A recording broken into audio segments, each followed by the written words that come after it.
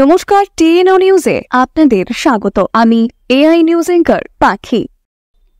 Haemophilia একটি বিরল রোগ। এই রোগে আক্রান্ত ব্যক্তিগণের শরীরে রক্ত জমাট বাঁধতে পারে না, তাই সহজেই সামান্য আঘাতে এবং কখনো কখনো আঘাত ছাড়াই রক্তক্ষরণ হতে থাকে। হিমোফিলিয়াকে রোধ করতে চিকিৎসা বিজ্ঞানে প্রতিনিয়তই নতুন নতুন চিকিৎসার পদ্ধতি উন্মোচন করার চেষ্টা চলছে।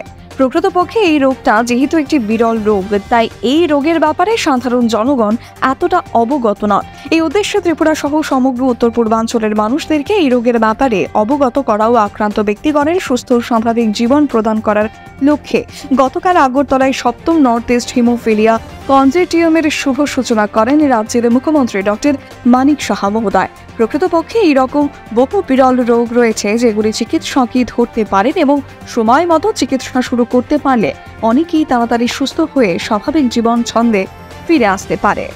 এখনকার মতো সংবাদ এ পর্যন্তই। পরবর্তী নিউজ ও আপডেটস দেখার জন্য অবশ্যই চোখ রাখুন টিএনও নিউজের পর্দায়।